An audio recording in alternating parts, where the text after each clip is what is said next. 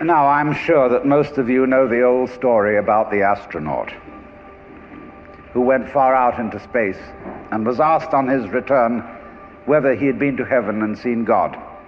And he said yes. And so they said to him, well, what about God? And he said, she is black. And although this is a very well-known and well-worn story, it is very profound. Because, I tell you, I knew a monk who started out in life as pretty much of an agnostic or an atheist, and then he began to read Henri Bergson, the French philosopher who proclaimed the vital force, the élan vital, and so on. And the more he read into this kind of philosophy, the more he saw that these people were really talking about God. And I've read a great deal of theological reasoning about the existence of God, and they all start out on this line. If you are intelligent and reasonable, you cannot be the product of a mechanical and meaningless universe. Figs do not grow on thistles. Grapes do not grow on thorns. And therefore, you, as an expression of the universe, as an aperture through which the universe is observing itself, cannot be a mere fluke. Because if this world peoples, as a tree brings forth fruit, then the universe itself, the energy which underlies it, what it's all about, the ground of being, as Paul Tillich called it, must be intelligent. Now, when you come to that conclusion, you must be very careful, because you may make an unwarranted jump. Namely, the jump to the conclusion that that intelligence, that marvelous designing power which produces all this, is the biblical God. Be careful. Because that God, contrary to his own commandments, is fashioned in the graven image of a paternal, authoritarian, beneficent tyrant of the ancient Near East.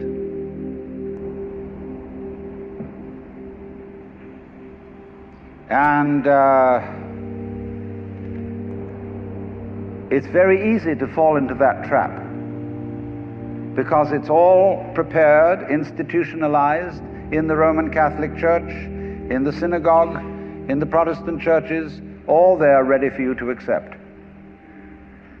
And by the pressure of social consensus and so on, it is very natural to assume that when somebody uses the word God, it is that father figure which is intended.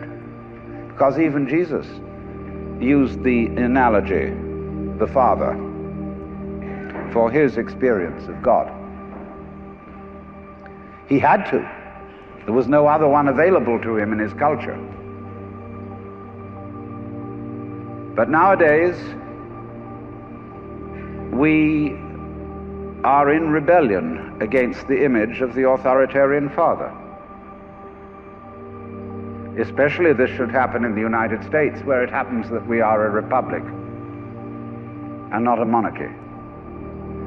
And if you, as a loyal citizen of this country, think that a republic is the best form of government, you can hardly believe that the universe is a monarchy.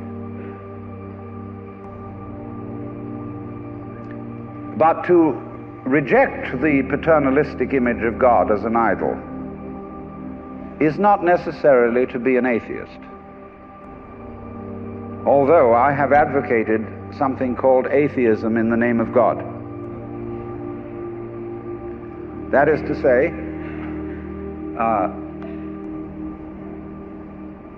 an experience, a contact, a relationship with God, that is to say, with the ground of your being, that does not have to be embodied or expressed in any specific image.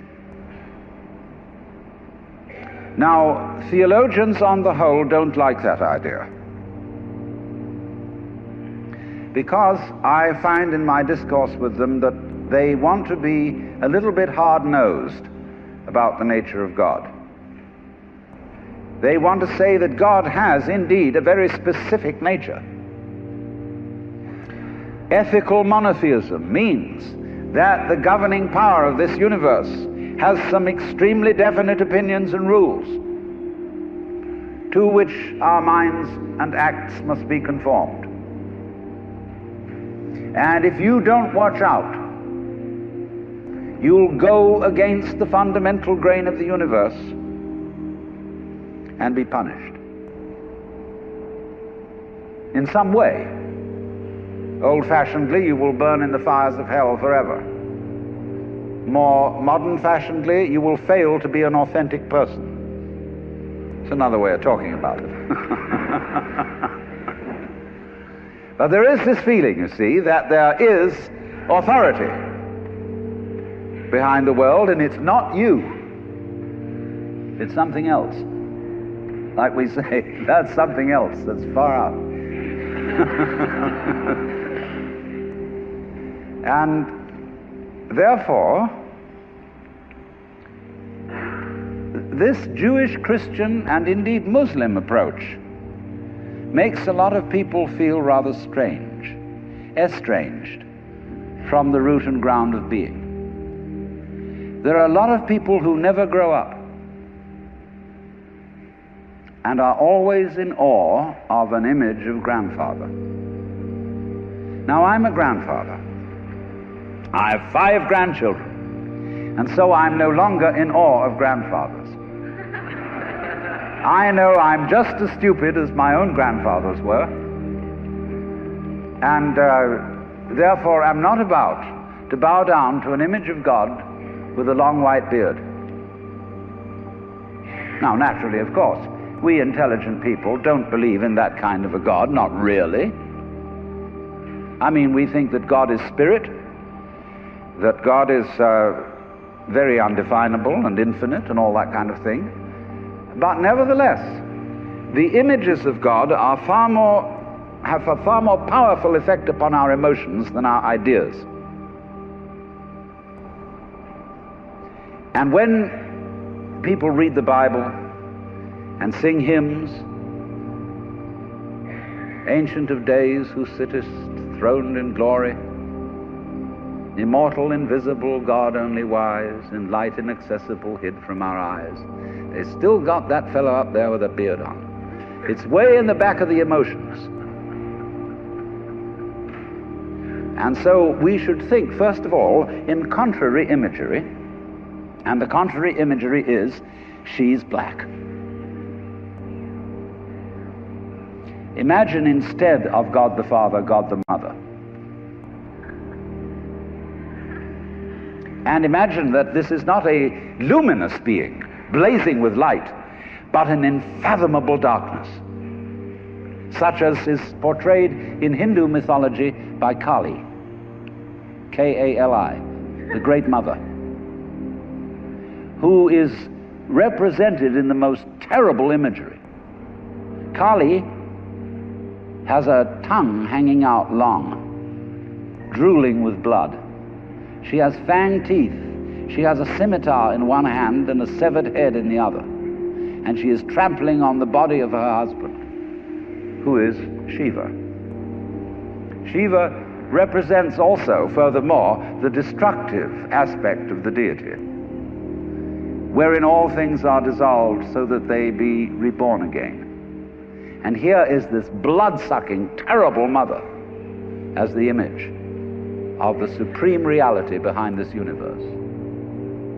Imagine, it's the representative of the octopus, the spider, the awfuls, the creepy crawlies at the end of the line, which we are all terrified of.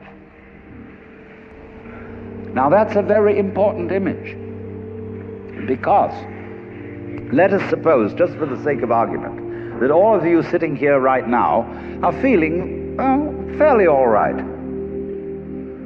I mean, you're not in hospital. You don't have the screaming memes. You have a sense you probably had dinner and are feeling pretty good. But you know that you feel that you're fairly good because in the background of your minds, very far off in the background of your minds, you've got the sensation of something absolutely ghastly that simply mustn't happen. And so against that which is not happening, and which doesn't necessarily have to happen, but by comparison with that, you feel pretty all right.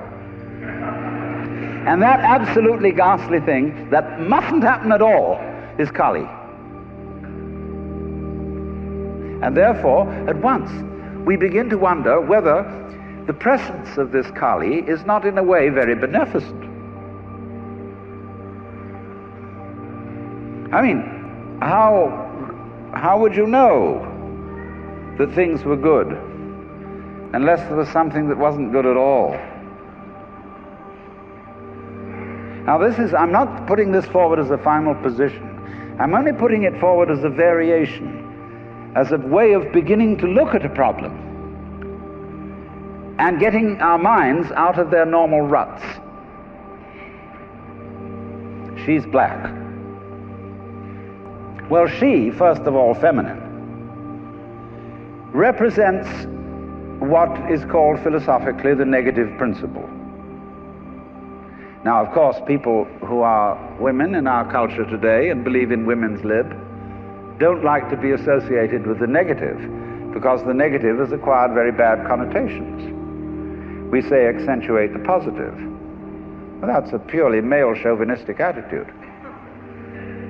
How would you know that you were outstanding unless by contrast there was something instanding?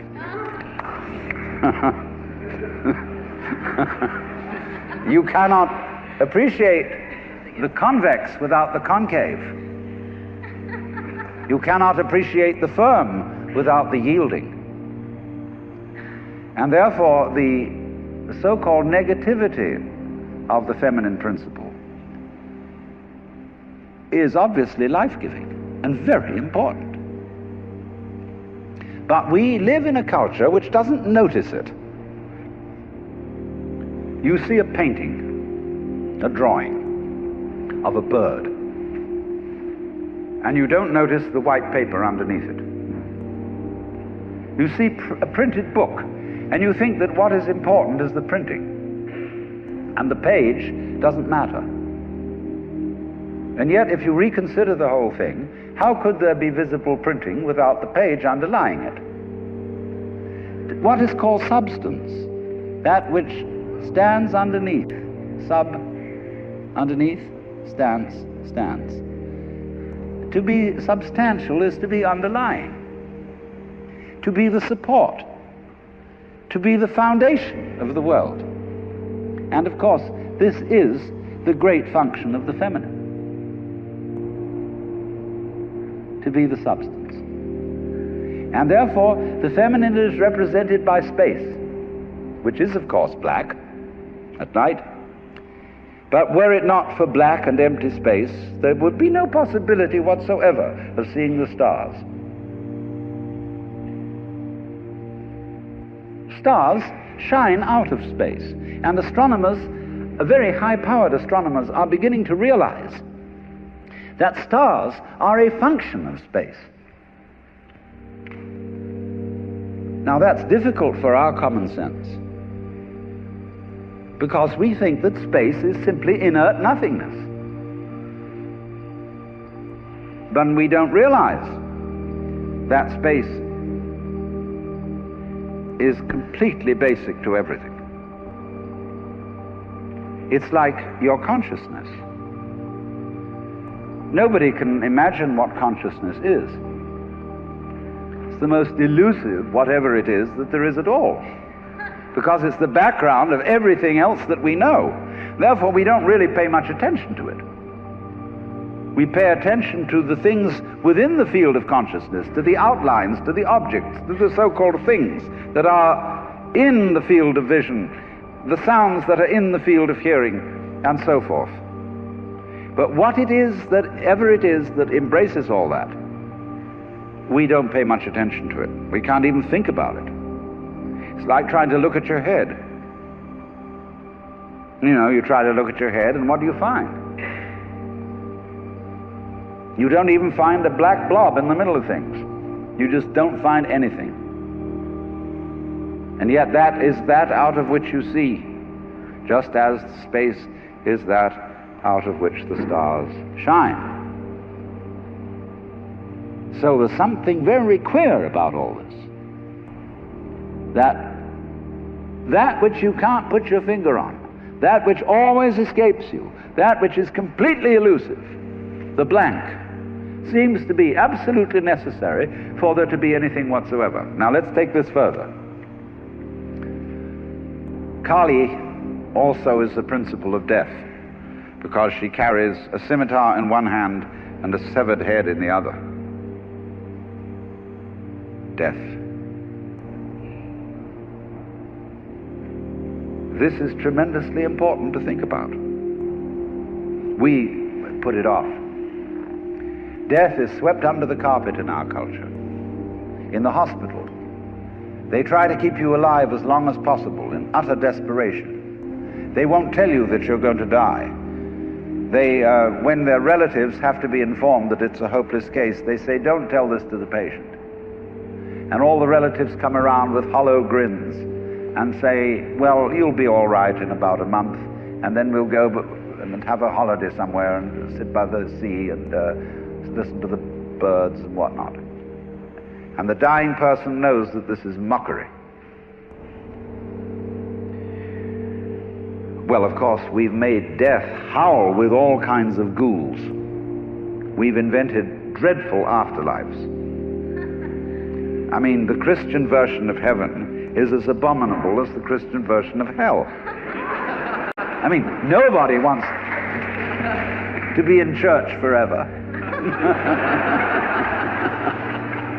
Children are absolutely horrified when they hear these hymns which say, prostrate before thy throne to lie and gaze on thee. They can't imagine what this imagery means. I mean, in a very subtle theological way, I could wangle that statement around to make it extremely profound. I mean, to be prostrate at once and to gaze on the other hand, see, is a coincidentia oppositorum, a coincidence of opposites, which is very, very deep. But to a child, it is a crick in the neck. And that's the sort of imagery we're brought up with. So the idea of what might happen after death, well, you're going to be faced with your judge, the one who knows all about you. This is Big Papa,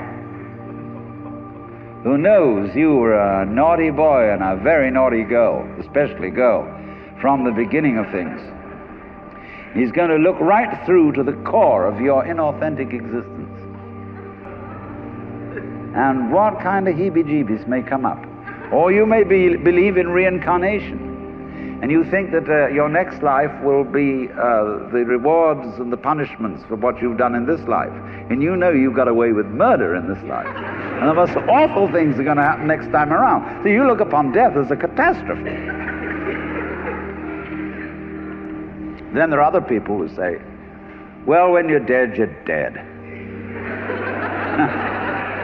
Just nothing going to happen at all.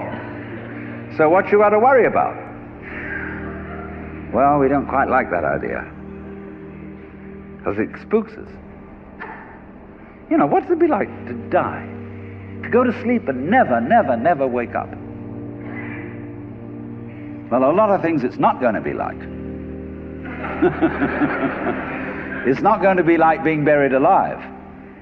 It's not going to be like being in the darkness forever. I tell you what, it's going to be like as if you never had existed at all. Not only you, but everything else as well. That just there was never anything, and there's no one to regret it. And there's no problem. Well, think about that for a while. It's kind of a weird feeling you get when you really think about that. You really imagine it. Just to stop altogether. And you can't even call it stop, because you can't have stop without start. And there wasn't any start. There's just no thing. Well, then when you come to think of it, that's the way it was before you were born. I mean, if you go back in memory as far as you can go, you get to the same place as you go forward in your anticipation of the future as to what it's going to be like to be dead. Then you get these funny ideas that this blankness is the necessary counterpart of what we call being. Now, we all think we're alive, don't we? I mean, we're really here? That there is something called existence? You know, the existentialists, Dasein, throneless, you know, here we are. But how could you be experiencing that as a reality unless you had once been dead? What gives us any ghost of a notion that we're here, except by contrast with the fact that we once weren't? And later on won't be. But this thing is a cycle, like positive and negative poles in electricity. So this then is the value of the symbolism of she is black. She, the womb principle, the receptive, the instanding, the void, and the dark. And so that is to come into the presence of the God who has no image. Behind the Father image, behind the Mother image, behind the image of light inaccessible, and behind the image of profound and abysmal darkness, there's something else which we can't conceive at all.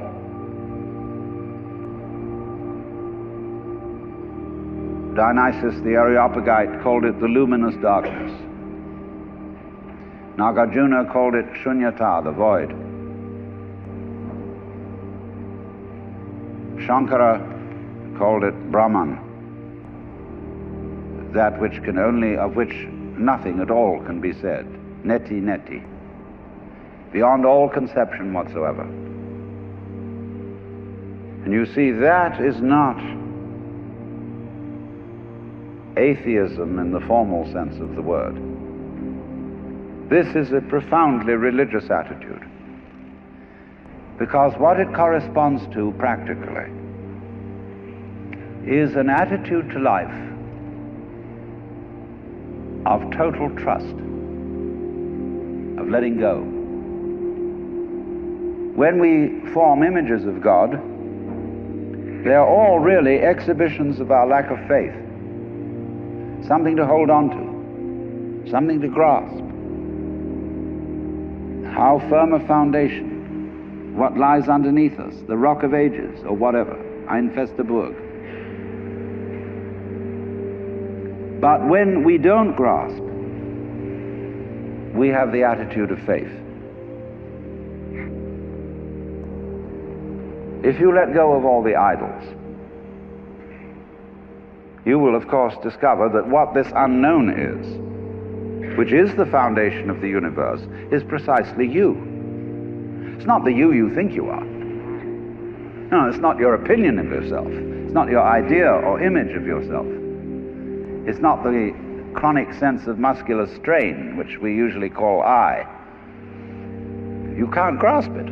Of course not. Why would you need to? Supposing you could, what would you do with it? And who would do what with it?